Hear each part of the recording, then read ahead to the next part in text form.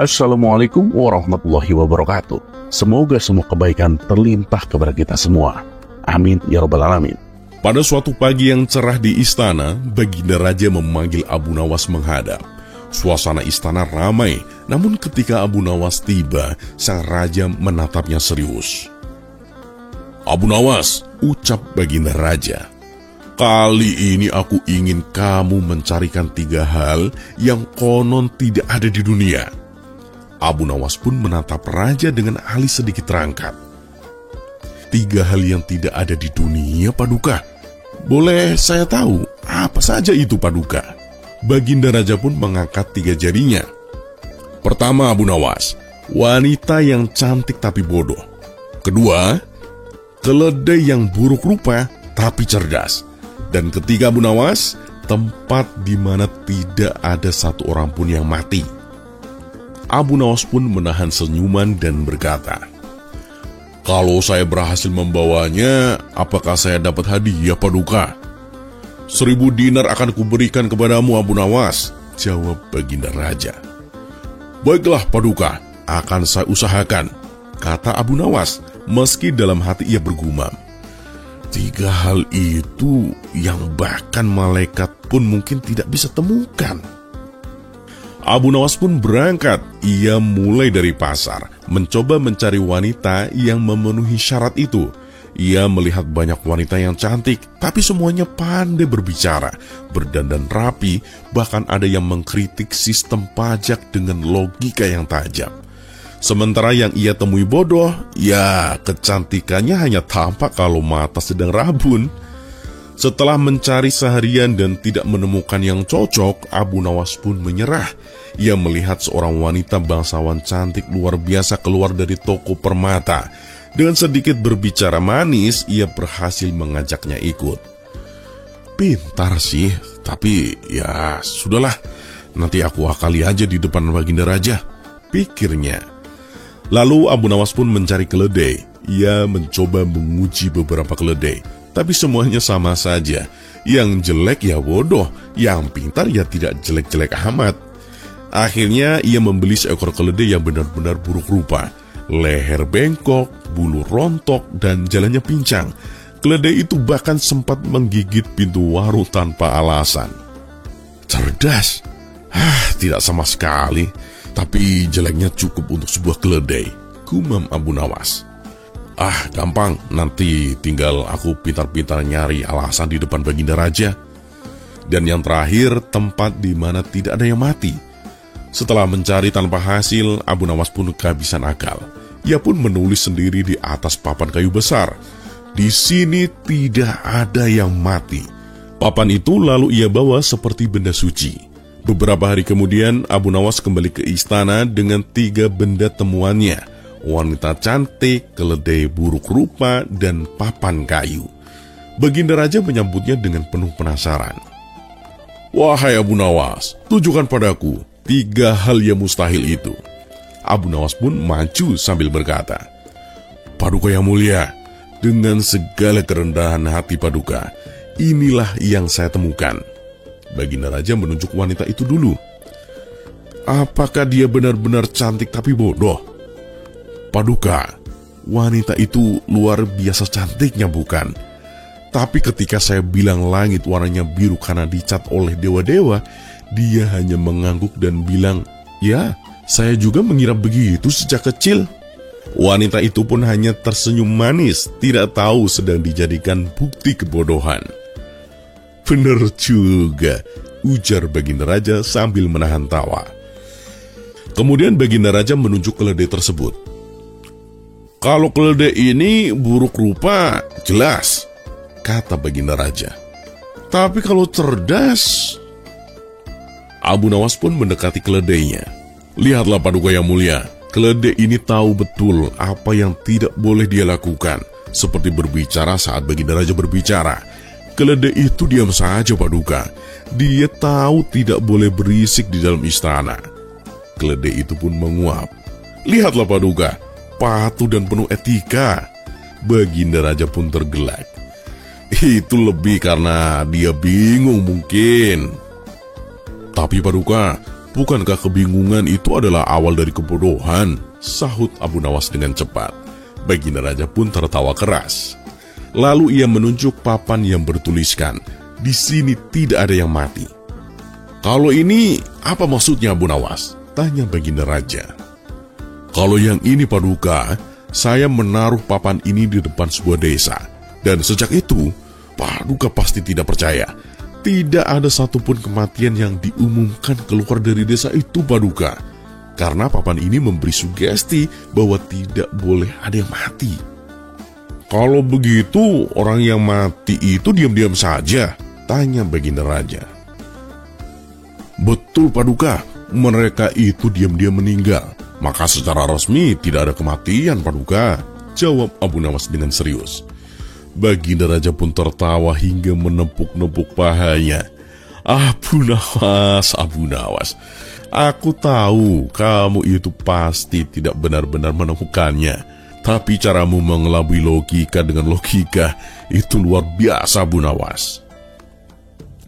Abu Nawas pun membungkuk hormat. "Terima kasih, Paduka yang mulia.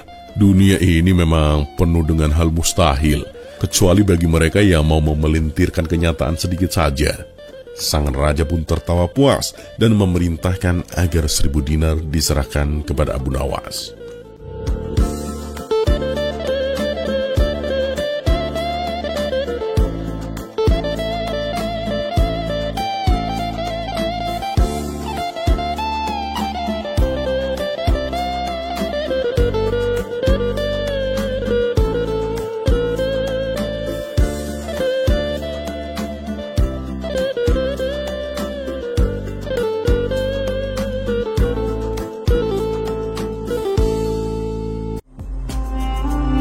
Kisah selanjutnya.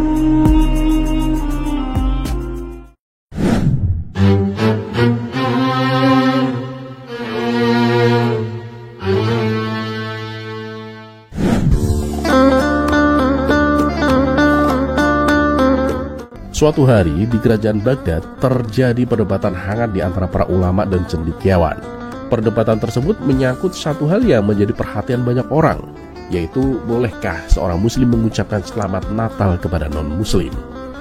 Para ulama terbagi menjadi dua kubu. Kubu pertama berpendapatan bahwa hal itu tidak diperbolehkan karena dikhawatirkan bisa menodai keimanan seseorang. Sedangkan kubu kedua lebih moderat, mengatakan bahwa ucapan selamat hanya bentuk sopan santun dan tidak ada hubungannya dengan keyakinan. Ketika perdebatan semakin panas, Baginda Raja Harun Ar-Rasyid yang kebetulan sedang berkunjung merasa pusing dan memutuskan untuk memanggil Abu Nawas. Hanya Abu Nawas ini yang bisa menenangkan suasana kacau begini, pikir Baginda Raja. Abu Nawas pun segera dipanggil ke istana, dan sesampainya di sana, Baginda Raja Harun Ar-Rasyid menceritakan tentang perdebatan yang tengah terjadi. "Abu Nawas, apa pendapatmu mengenai masalah ini? Bolehkah seorang muslim mengucapkan selamat Natal kepada non-muslim?" tanya Baginda Raja.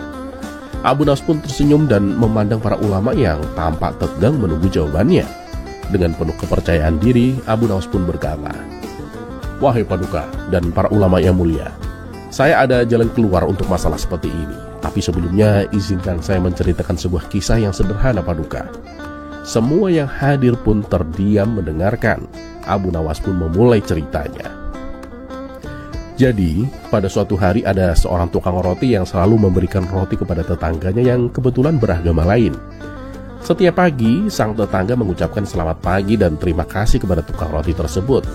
Namun tukang roti itu tak pernah merasa bahwa dengan mengucapkan selamat pagi atau terima kasih, tetangganya itu ingin mengubah keyakinannya. Sebaliknya, dan juga sebaliknya, tukang roti pun selalu membalas dengan senyuman dan mengucapkan selamat pagi pula sebagai tanda sopan santun. Apakah tukang roti itu menjadi murtad karena hal itu? Tentu tidak. Mereka hidup rukun, saling menghormati dan tidak saling mencampuri urusan keyakinan satu sama lain. Para ulama pun mulai merenung, sementara Abu Nawas melanjutkannya dengan lebih serius. Nah, begitu pula mengucapkan selamat Natal jika hanya sekedar tanda hormat dan sopan santun tidaklah lebih dari itu. Tentu saja niatnya menentukan segalanya.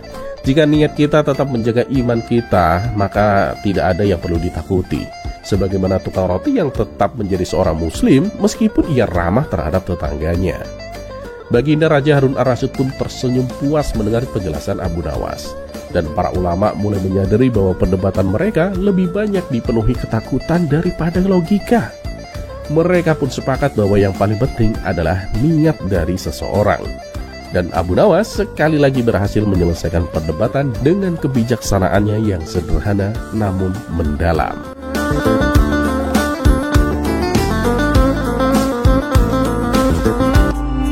Kisah selanjutnya.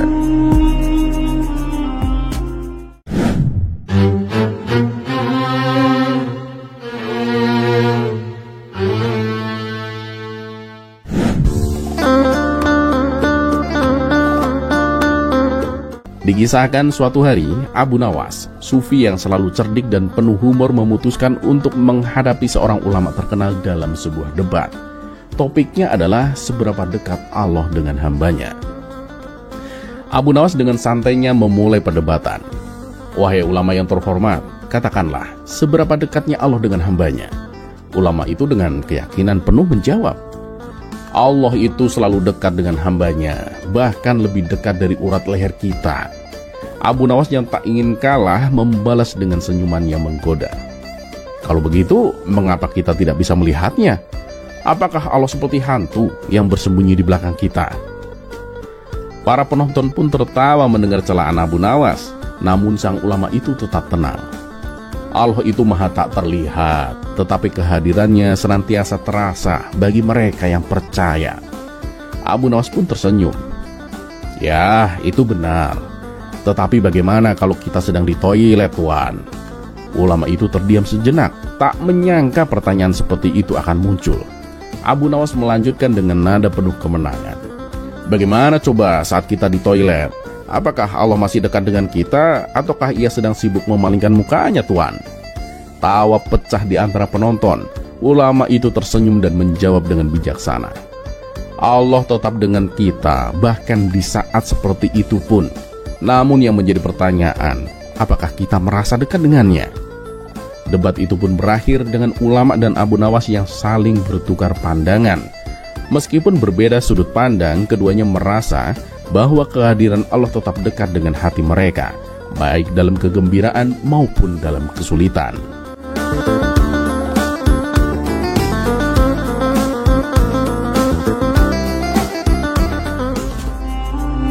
Kisah selanjutnya.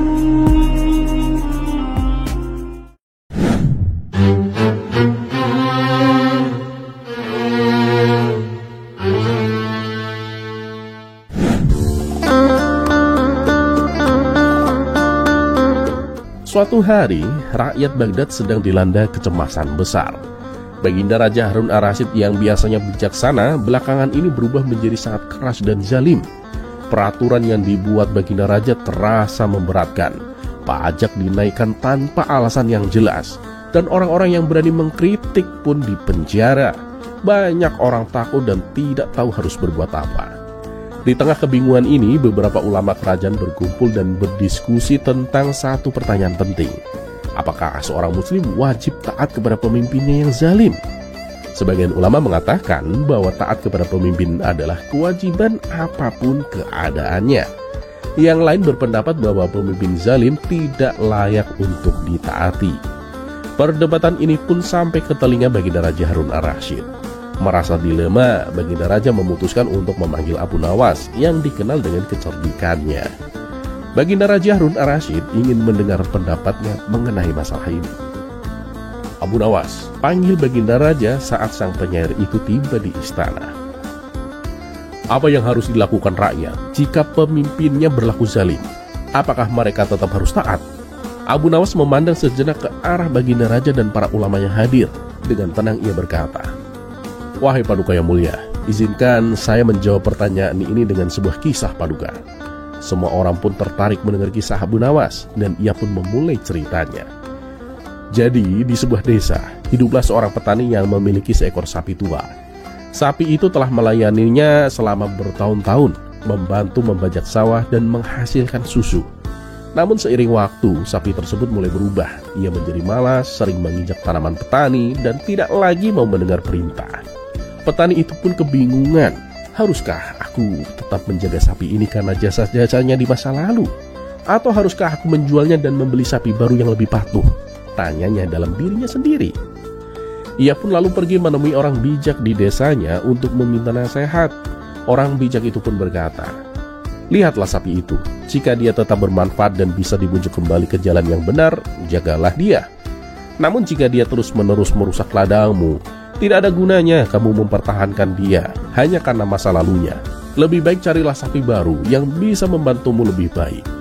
Abu Nawas pun berhenti sejenak. Ia menatap Baginda Raja dan berkata, "Begitu juga dengan pemimpin, wahai Paduka yang mulia. Jika seorang pemimpin mulai menzalimi rakyatnya dan tidak lagi memimpin dengan adil, maka rakyat berhak mempertanyakan dan mencari cara agar kepemimpinan itu kembali lurus. Taat kepada pemimpin yang adil adalah kewajiban, tetapi membiarkan kezaliman berlanjut tanpa perbaikan juga bukan jalan yang benar, Paduka." Baginda Raja Harun Ar-Rasyid pun termenung mendengar perumpamaan Abu Nawas. Ia sadar bahwa nasihat tersebut ditujukan kepadanya tanpa secara langsung mengkritik. Para ulama yang hadir pun setuju bahwa kezaliman seorang pemimpin harus diingatkan dan rakyat memiliki hak untuk memperjuangkan keadilan. Dari hari itu, Baginda Raja Harun Ar-Rasyid mulai introspeksi dan memerintahkan perubahan peraturan yang lebih adil bagi rakyatnya. Dan sekali lagi, Abu Nawas berhasil memberikan pencerahan dengan cara yang bijaksana.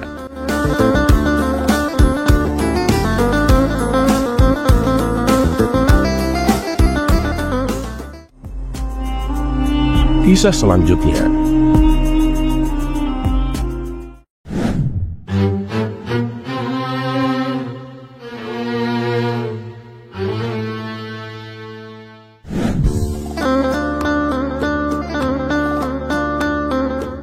Dikisahkan suatu hari Abu Nawas sedang berjalan-jalan di pasar yang ramai. Ketika ia melewati sebuah kedai kopi, ia melihat sekelompok orang tengah berdebat dengan sangat serius. Penasaran dengan topik yang diperbincangkan, Abu Nawas pun mendekati kerumunan itu dan mendengarkannya dengan seksama. Di tengah-tengah kerumunan, seorang pria berjubah panjang dan bersorban besar berbicara dengan suara lantang. "Bank itu haram, riba adalah dosa besar dalam Islam. Semua yang berhubungan dengan bank itu harus dijauhi." Pria lain yang tampak sebagai seorang pedagang kaya membalas, "Tapi bagaimana mungkin kita bisa berbisnis tanpa bank? Bank itu memudahkan transaksi dan penyimpanan uang kita." Abu Nawas kemudian melangkah ke depan dan berkata, "Wahai saudaraku, apa yang sedang kalian perdebatkan ini?" Pria berjubah panjang pun menjawab, "Ini Abu Nawas, kami sedang berdebat tentang hukum bank. Apakah engkau punya pendapat tentang hal ini?"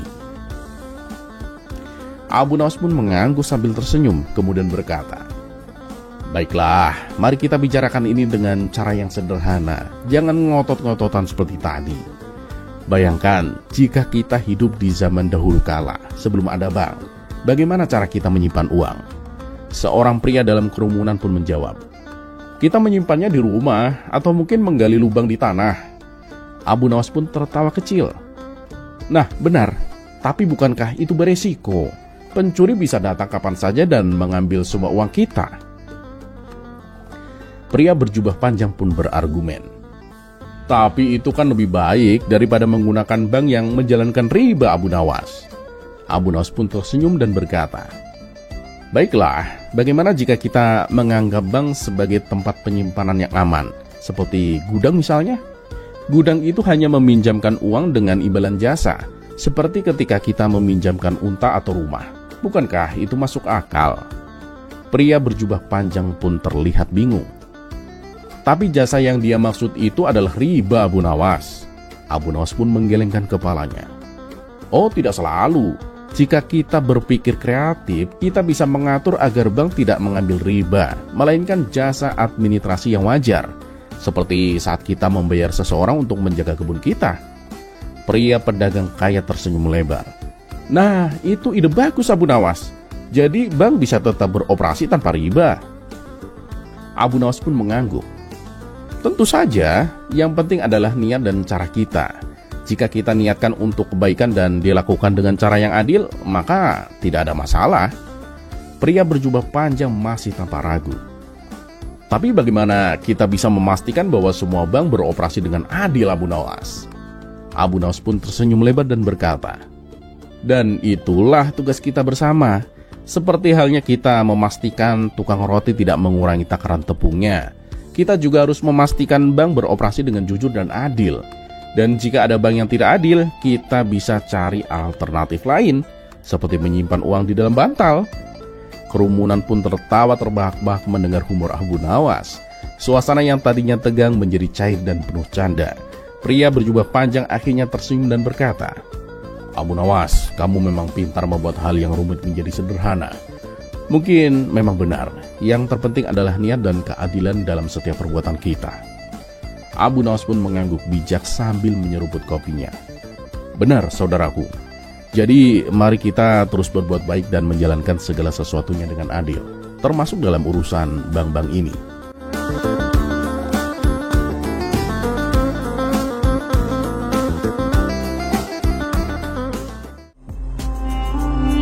Kisah selanjutnya.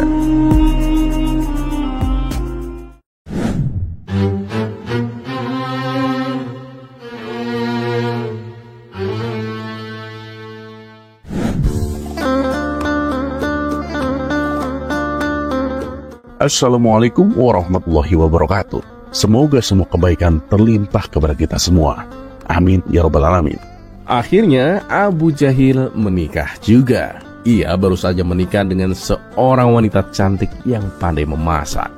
Karena keahlian istrinya itu, Abu Jahil memutuskan untuk membuka sebuah warung makan. Benar saja, dalam waktu singkat warungnya ramai dipadati pembeli. Orang-orang menganggap Abu Jahil sangat beruntung, punya istri baru yang cantik dan berbakat. Beruntung sekali Abu Jahil, istri barunya cantik dan pandai memasak, makanya warungnya selalu ramai, ujar salah satu warga. Ya, itu kan wajar, istrinya jago masak, pasti semua orang suka makan di sana, timpal warga lainnya. Suatu hari Abu Nawas dan kawan-kawannya mendatangi warung makan Abu Jahil. Melihat mereka datang, Abu Jahil pun langsung menghampiri dengan niat mempermalukan Abu Nawas. Hei, kalian mau makan di sini? Memang bawa uang berapa? Di sini tidak boleh berhutang, ujar Abu Jahil dengan sombong. Abu Nawas dengan tenang menjawab, tidak usah khawatir Abu Jahil, kami pasti akan bayar. Alah, apalagi yang bicara kamu Abu Nawas, mana mungkin aku percaya. Kamu itu kan miskin. Coba deh nyari istri itu seperti saya, udah cantik, pandai masak lagi. Pertengkaran itu segera dihentikan oleh salah satu teman Abu Nawas yang berkata, sudahlah Abu Jahil, tidak usah bertengkar, aku yang akan mentraktir mereka. Saat suasana mulai tenang, seorang lelaki buta juga masuk ke warung dan duduk tak jauh dari mereka.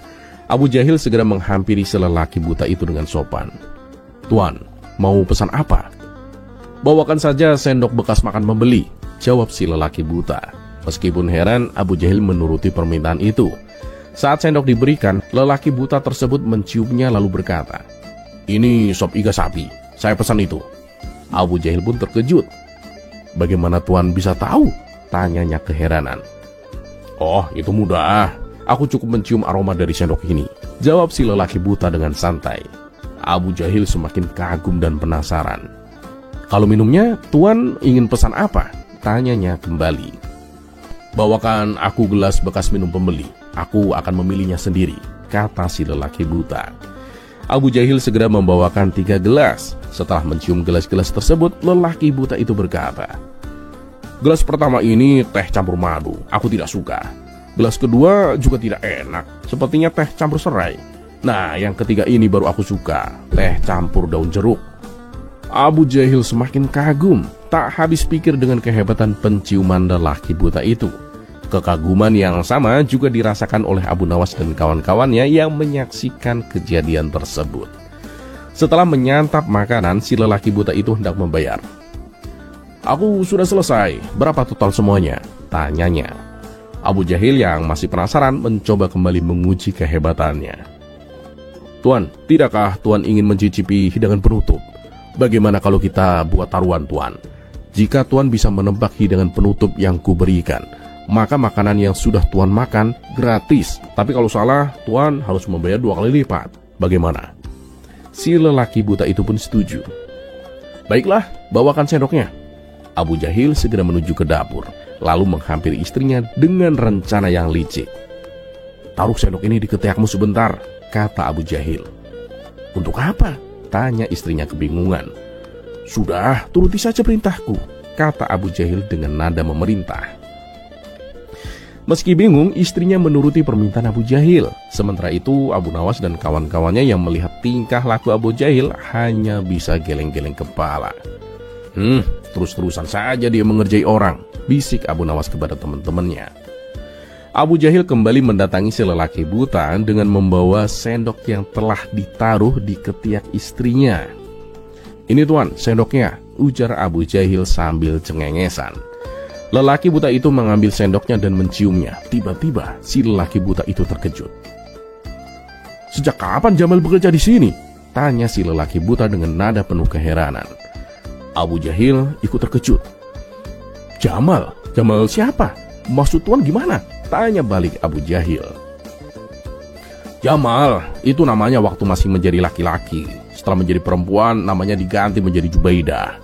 Dulu dia adalah mantan istriku. Begitu aku tahu dia sebenarnya laki-laki, aku langsung menceraikannya. Memang sudah lama Jamal bekerja di sini, jelas lelaki buta. Spontan, Abu Nawas dan kawan-kawannya tertawa terbahak-bahak. Abu Jahil yang mendengar hal itu langsung jatuh pingsan. Ternyata Jubaidah yang dimaksud lelaki buta itu adalah istri baru Abu Jahil.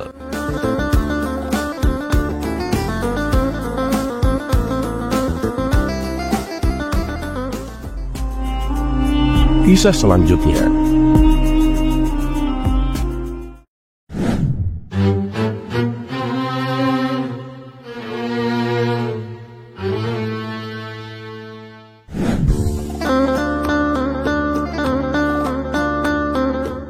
Baginda Raja Harun Ar-Rasyid kembali merasa penasaran dengan sebuah pernyataan yang sering ia dengar dari para ulama dan dari kitab suci. Karena itu ia memanggil Abu Nawas ke istana. Seperti biasa, Baginda Raja ingin mendapatkan jawaban yang bijak dan menghibur dari orang paling cerdik di kerajaannya. Setelah Abu Nawas tiba di hadapan Baginda Raja, Harun Ar-Rasyid langsung menyampaikan pertanyaan dengan serius. Abu Nawas, kata Baginda Raja, aku pernah mendengar bahwa kebanyakan penghuni neraka adalah wanita. Menurutmu, mengapa bisa begitu, Abu Nawas? Abu Nawas hanya tersenyum tipis, menyadari bahwa pertanyaan ini penuh dengan jebakan. Jika ia salah menjawab, ia bisa membuat marah para wanita di kerajaannya, termasuk istri-istri Baginda Raja sendiri. Tapi seperti biasa, kecerdikan Abu Nawas tidak pernah diragukan. Ia berpikir sejenak sebelum menjawab dengan hati-hati. Paduka, kata Abu Nawas dengan tenang, pertanyaan ini sangat mendalam. Namun jika Paduka berkenan, izinkan hamba menjelaskannya dengan sebuah perumpamaan. Raja Harun Ar-Rasyid yang terkenal gemar mendengarkan perumpamaan cerdas dari Abu Nawas mengangguk setuju. Baiklah Abu Nawas, jelaskan dengan perumpamaanmu. Abu Nawas pun memulai perumpamaannya. Bayangkan Paduka, ada seorang pedagang yang membuka sebuah toko besar. Di dalam toko itu ia menjual berbagai macam barang, mulai dari baju, perhiasan, parfum, hingga alat rumah tangga dan lain-lainnya. Setiap hari banyak pelanggan yang datang silih berganti. Baginda Raja mendengarkannya dengan seksama. Abu Nawas pun melanjutkan. Menurut Paduka, siapakah yang paling sering datang ke toko itu dan membeli barang? Baginda Raja berpikir sejenak dan menjawab dengan yakin. Tentu saja para wanita, Abu Nawas. Mereka akan senang berbelanja dan memilih-milih barang. Abu Nawas pun tersenyum lebar. Nah Paduka, begitulah jawabannya. Sama seperti toko tadi, neraka mungkin seperti sebuah toko besar yang menjual banyak hal, seperti amarah, gosip, iri hati, kesombongan, dan dosa-dosa lainnya. Dan sayangnya, kadang-kadang para wanita yang lebih tertarik untuk berbelanja barang-barang tersebut, Paduka. Baginda Raja Harun Ar-Rasyid tertawa terbahak-bahak mendengar analogi cerdas dari Abu Nawas. Jadi maksudmu para wanita suka berbelanja dosa-dosa itu ya Abu Nawas? Abu Nawas tetap tersenyum, tapi ia menjawab dengan cerdik. Tentu saja ini hanya sebuah perumpamaan Paduka. Namun bukan berarti para wanita tidak bisa berubah menjadi pelanggan surga. Mereka juga bisa berbelanja amal dan kebaikan. Semua tergantung pada pilihan mereka, Paduka. Dan begitu pun dengan kita semua. Baginda Raja yang tadinya tertawa, kini mulai merenung. Setelah beberapa saat, ia pun berkata, "Jawabanmu sangat bijak, Abu Nawas. Engkau telah menjawab dengan humor tetapi juga dengan makna yang mendalam. Aku mengerti sekarang bahwa bukan hanya soal wanita atau pria, melainkan lebih kepada pilihan apa yang kita ambil dalam hidup ini." Abu Nawas pun membungkuk dengan hormat. "Benar sekali, Paduka. Neraka dan surga terbuka untuk semua orang, tergantung dari apa yang kita pilih untuk dibeli dalam kehidupan ini, Paduka." Baginda Raja tersenyum puas dengan jawaban Abu Nawas, dan sekali lagi merasa kagum dengan kecerdikannya. Kabar tentang percakapan ini segera tersebar ke seluruh penjuru kerajaan, membuat banyak orang tertawa tetapi juga merenungkan makna mendalam dari perumpamaan tersebut.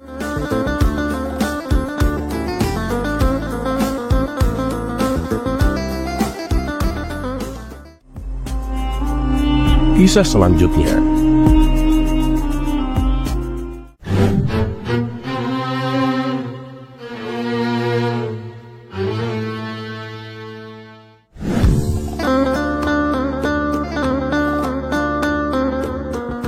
Entah karena suatu apa, salah satu menteri istana membuat kebijakan baru, di mana kebijakan tersebut mewajibkan seluruh pedagang untuk menyetor 3% hasil keuntungannya. Kabar itu pun menyebar, menimbulkan teror di kota Baghdad. Hampir semua pedagang mengeluh dengan kebijakan yang dianggap sangat membebani mereka. Mereka telah mencoba memprotesnya, namun menteri istana seakan tidak menghiraukannya. Hingga pada suatu hari, sang menteri memasuki pasar-pasar dan mengumumkan kepada para pedagang tentang kebijakan yang akan diterapkan.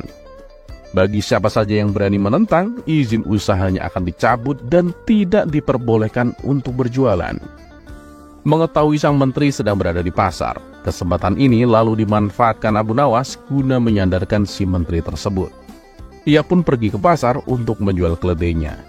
Sesampainya di sana, di depan orang-orang, Abu Nawas berteriak, "Ayo, silakan beli keledaiku. Harganya murah, cuma 10 dinar."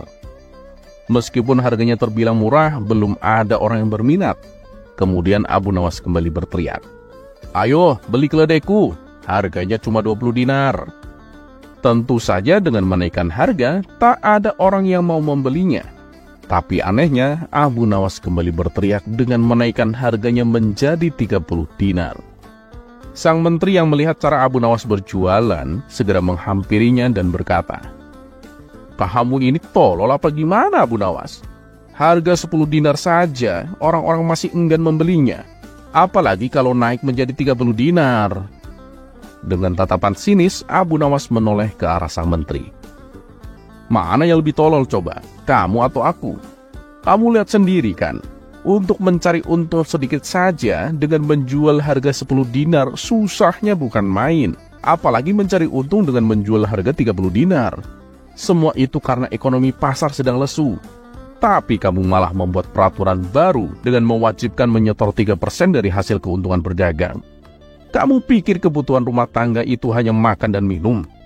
Mereka juga harus menyekolahkan anak-anaknya. Belum lagi mengasuh cicilan hutang-hutang mereka dan menanggung kebutuhan-kebutuhan lain." Jelas Abu Nawas. Jawaban Abu Nawas ini sontak membuat sang menteri terkejut. Wajahnya mendadak pucat karena menahan rasa malu. Ia pun akhirnya memilih untuk meninggalkan pasar. Apakah setelah mendengar protes Abu Nawas, sang menteri akan membatalkan kebijakannya? Kita tunggu kabar selanjutnya.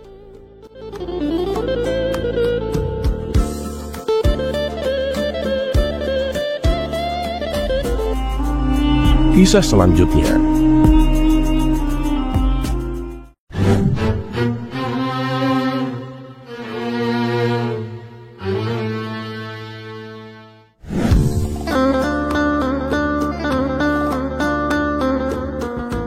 Sosok Abu Nawas yang fenomenal bukan hanya sebagai tokoh jenaka.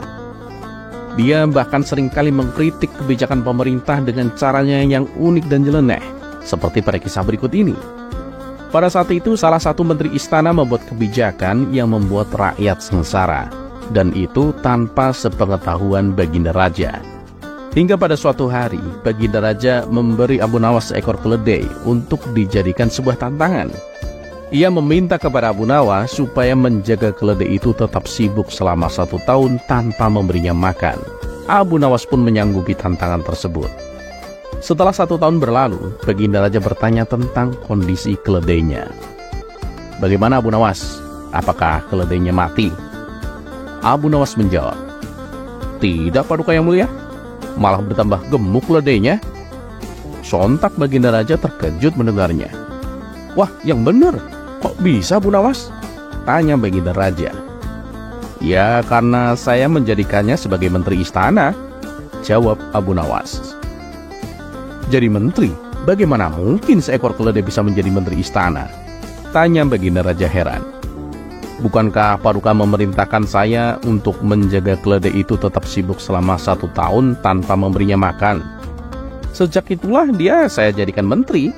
Karena seorang menteri jangankan gak dikasih makan, dikasih makan pun dia juga tetap sibuk mengambil makan dari rakyatnya," jawab Abu Nawas.